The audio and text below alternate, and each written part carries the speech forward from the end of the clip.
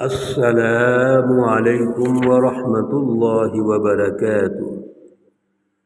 اعوذ باللہ من الشیطان الرجیم، بسم اللہ الرحمن الرحیم۔ قل لئن اجتمعت الإنس والجن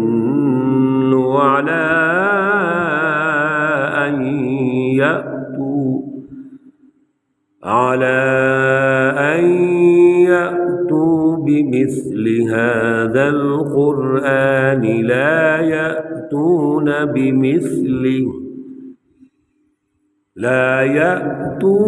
بمثله ولو كان بعضهم لبعض ظهيرا۔ صدق اللہ العلی العظیم۔ اللہم صل علی سیدنا ومولانا محمد النبی الأمی وعلى آلہ واصحابہ وبارک وسلم وصلی علیہ۔ معزز بھائیوں اور بہنوں، آج جن آیات مقدسہ پر درس قرآن ہو رہا ہے وہ آیات مقدسہ مطہرہ نمبر 88، 89 اور 90 ہیں۔ سورہ بنی اسرائیل ہے، پارہ نمبر 15 ہے۔ اللہ رب العزت سے درخواست ہے کہ اللہ رب العزت ان آیات کا فہم، شعور اور اعلیٰ نظریہ عطا فرمائے اور پھر عمل کی توفیق اور صلاحیت عطا فرمائے۔ گزشتہ درس میں اللہ رب العزت نے کفار مشرکین کا جو مائنڈ سیٹ ہے اس کو بیان فرمایا تھا کہ اصل میں چونکہ وہ قرآن مجید کی رہنمائی حاصل ہی نہیں کرنا چاہتے، لہذا وہ سننے سے بھی عاری ہیں، سمجھنے سے بھی عاری ہیں اور توجہ کرنے سے بھی عاری ہیں۔ اب وہ کیا کرتے ہیں، وہ جو نان ایشوز ہیں ان کو اٹھاتے ہیں۔ کسی بھی دور میں یاد رکھیے، جب حزب اللہ کے مقابلے میں حزب الشیاطین سے کوئی عقلی اور نقلی جوابات نہیں آتے اور درست طریقے سے وہ مقابلے نہیں کر سکتے تو پھر وہ لیت و لال سے کام لیں گے، نان ایشوز کو اٹھائیں گے۔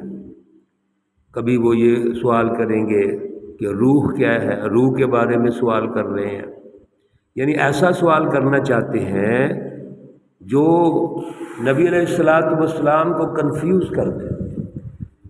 اسی طریقے سے اور سوالات بھی کریں گے، اگلی آیات میں بھی آ رہے ہیں۔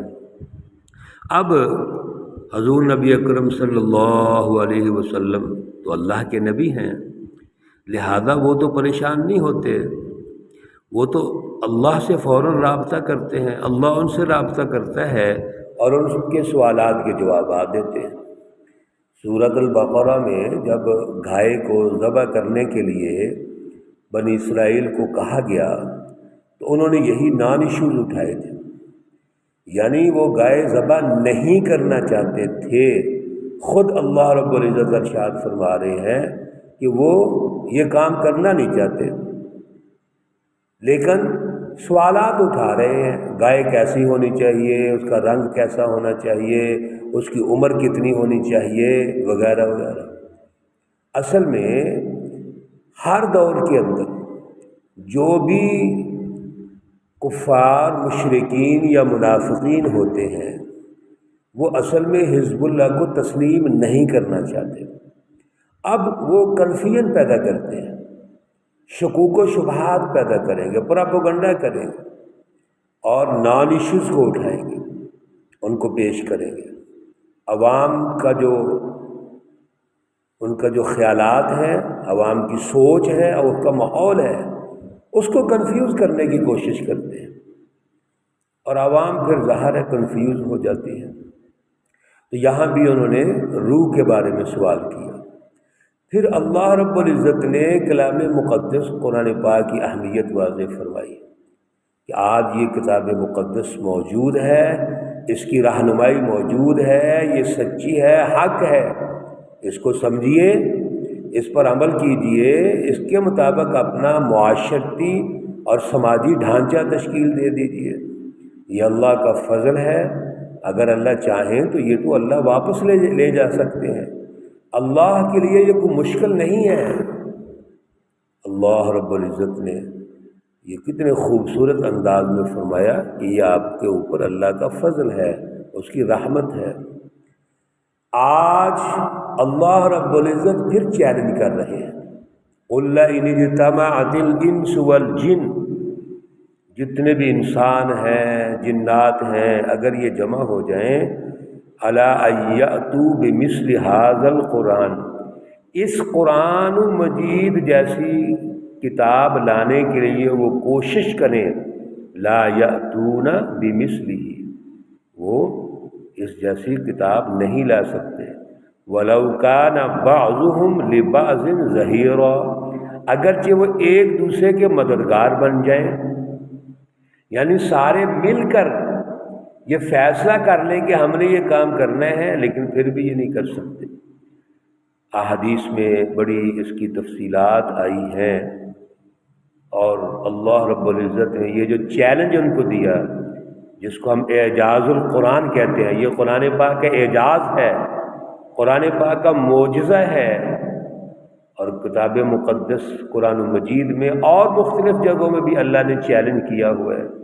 تو احادیث میں آتا ہے کہ جو بڑے بڑے شعراء تھے، بڑے بڑے ان کے اسکالرز تھے اور عربی دان تھے، عربی تو ظاہر ہے ان کی لینگویج تھی، جانتے تھے وہ سارے مل کر باقاعدہ پلان کرتے ہیں، کوشش کرتے ہیں کہ کتاب مقدس جیسی کوئی ایک آیت بنا کے لے آئیں، کوئی ایک صورت بنا کے لے آئیں، کوشش کرتے رہے، لیکن بالآخر وہ نہیں لا سکے، اور انہوں نے ایک تحریر تیار کی جس پر یہ لکھا کہ یہ یقیناً کسی انسان کی کلام نہیں ہے، یہ کسی بشر کی کلام نہیں، یہ اللہ کی کلام ہے، یہ بڑی ہستی کی کلام ہے، وہ عاجز آگے اس سے۔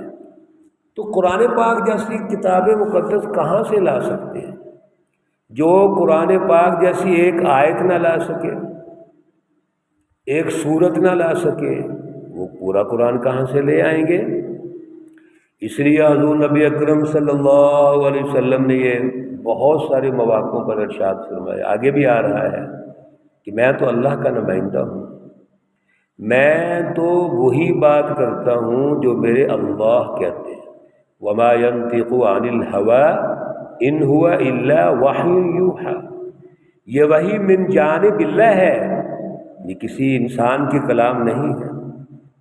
اور پھر قرآن مجید کتاب مقدس میں یہ واضح ہو گیا کہ یہ تو رہنمائی کی کتاب ہے، وَلَقَدْ صَرَّفْنَا لِلنَّاسِ فِي هَذَا الْقُرْآنِ مِنْ كُلِّ مَثَلٍ، قرآن مجید کے نزول کا جو ہدف ہے وہ انسانیت کو رہنمائی دینا ہے، انسانیت نے کس طرح اپنے سسٹم کو چلانا ہے، اس کا فیملی سسٹم کیسے ہونا چاہیے، اس کا شہری سسٹم کیسے ہونا چاہیے، قومی نظام کیسے ہونا چاہیے، بین الاقوامی نظام کیسے ہونا چاہیے۔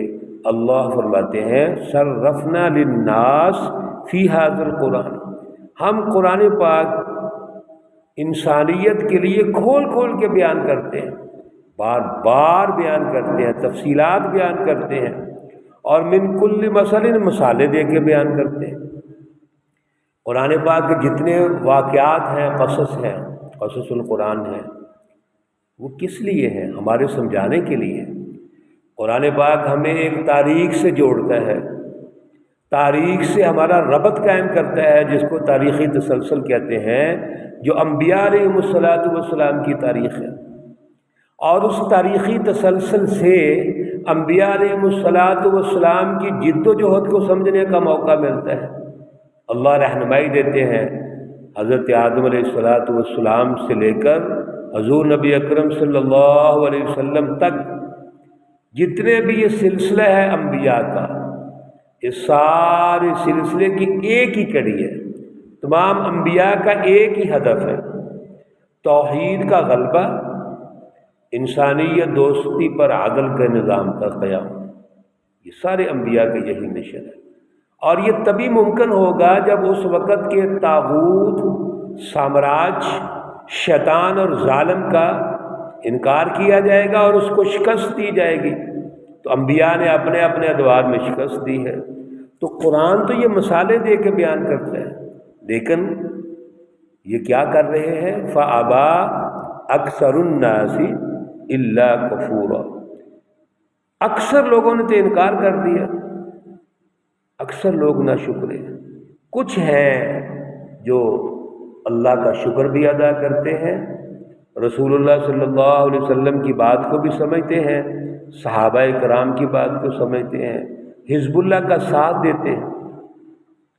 پھر جب ان سے وہ رہنمائی جو اللہ دے رہے ہیں اس کو یہ قبول نہیں کرتے، اور ان سے جو جواب ملتا ہے وہ ناشکری کے انداز میں ملتا ہے، تو پھر جیسے پہلے ہم بات کر رہے تھے کہ نان ایشوز کو اجاگر کریں گے، کیونکہ ان کو بات تو آتی نہیں ہے، دلائل سے بات نہیں کریں گے، تو پھر کیا کہیں گے؟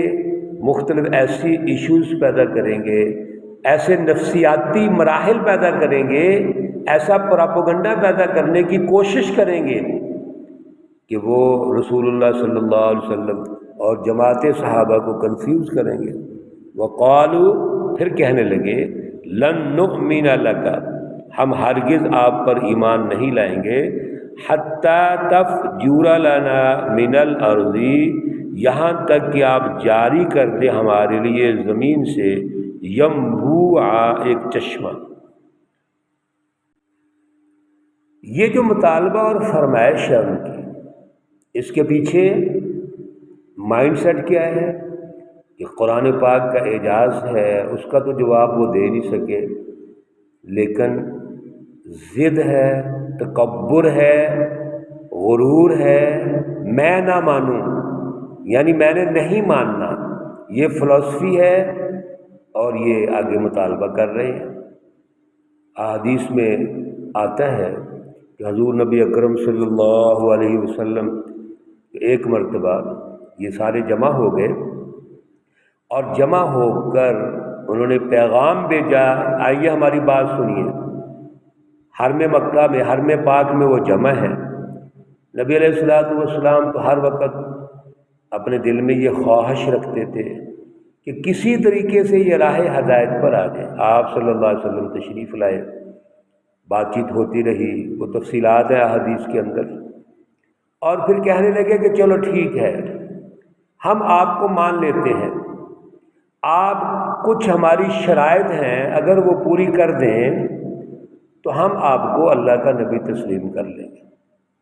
ایک شرط اس میں یہ بھی رکھ دی انہوں نے کہ آپ ایسے کریں کہ ایسا چشمہ جاری ہو جائے جو اس زمین کو سیراب کر دے، کیونکہ مکہ المکرمہ کی جو زمین ہے وہ پہاڑ ہے، اور خشک پہاڑ تھے، آب زمزم کا ایک چشمہ تھا، اور ان کا خیال تھا شام اور یمن کی طرف ہم بھی آگے بڑھیں، ترقی کریں، ہمیں زراعت مل جائے، کاشتکاری مل جائے اور سہولیات مل جائیں، تاکہ ہم آگے بڑھیں اور ترقی کریں۔ تو ٹھیک ہے، ہم آپ کو اللہ کا نبی مان لیتے ہیں، آپ یہ کام کر کے دے دیں۔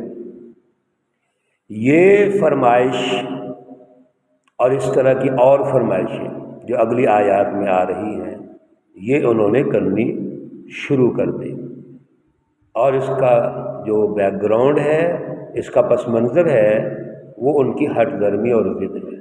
انشاءاللہ کل کے درس میں ہم دیگر فرمائشوں کا بھی ذکر کریں گے۔ اللہ رب العزت ہمیں سمجھ عطا فرمائے، عقل اور شعور عطا فرمائے۔ اللہ رب العزت تمام مرحومین و مرحومات کو جنت الفردوس میں اعلیٰ مقام عطا فرمائے۔ اللہ رب العزت تمام بیماروں کو شفائے کاملہ عاجلہ مستمرہ عطا فرمائے۔ ربنا تقبل منا انك انت السميع العليم وتب علينا انك انت التواب الرحيم، وصلى الله تعالى على النبي الأمي محمد وعلى آله وأصحابه أجمعين برحمتك يا أرحم الراحمين. السلام علیکم ورحمۃ اللہ وبرکاتہ.